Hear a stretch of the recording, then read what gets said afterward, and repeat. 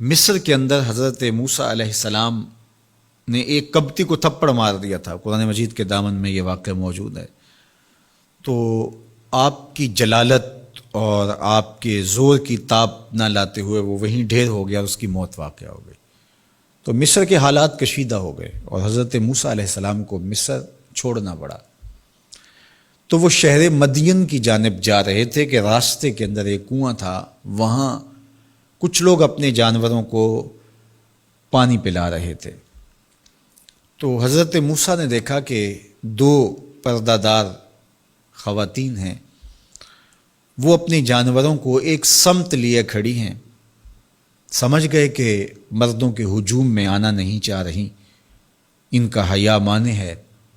تو آگے بڑھے اور ان کے جانور ہانکے اور ان کو سیراب کیا اور پھر ان کی جانب ہانک دیے۔ وہ واپس گئیں اور اپنے والد بزرگوار سے کہا کہ ایک سال نوجوان جس کی آنکھوں میں شرم و حیا تھا، اس نے ہمارے ساتھ یہ مہربانی کی۔ تو ان کے والد گرامی نے کہا کہ جاؤ اس کو بلا کے لاؤ۔ قرآن مجید میں اس کا ذکر کیا گیا۔ فجاءتہ احداہما تمشی علی استحیاء، ان میں سے ایک خاتون حیا میں سمٹی ہوئی حاضر ہوئی۔ اس نے کہا کہ ہمارے والد گرامی آپ کو بلاتے ہیں، آپ نے ہمارے ساتھ جو مہربانی کی ہے اس کا وہ اجر دینا چاہتے ہیں۔ تو حضرت موسیٰ علیہ السلام ان کے ساتھ چلے گئے، اور جب گئے تو یہ گھر تھا حضرت شعیب علیہ السلام کا، اور یہ صاحبزادیاں حضرت شعیب علیہ السلام کی تھیں۔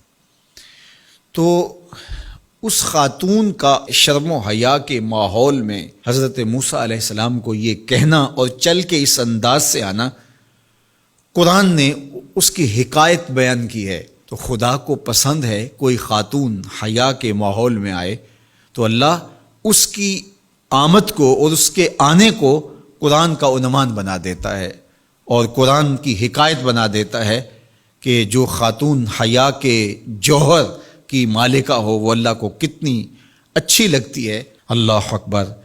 حضرت نبی اکرم صلی اللہ علیہ وآلہ وسلم کا فرمان حیا کے حوالے سے، الحیاء من الایمان، حیا ایمان سے ہے۔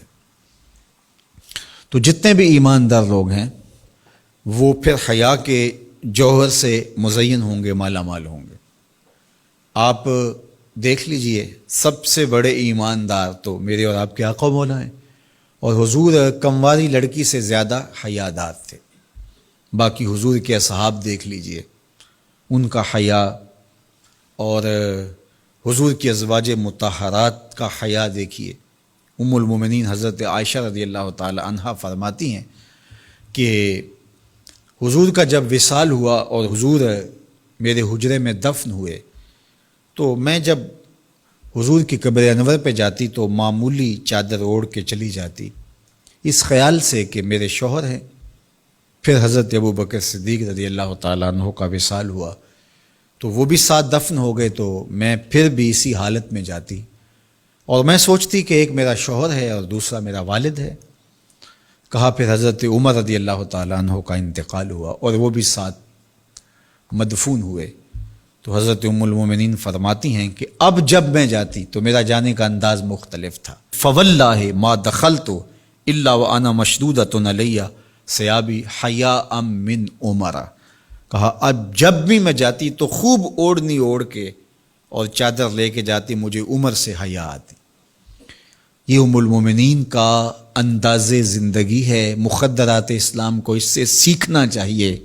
جو قبر میں دفن ہیں ان سے بھی یہ حیا کریں، جو مومنوں کی ماں بھی لگتی ہیں۔ اور آج یہ دلائل دیے جائیں کہ پردہ تو جناب دل کا ہوتا ہے، چہرے کا پردہ تو نہیں ہے۔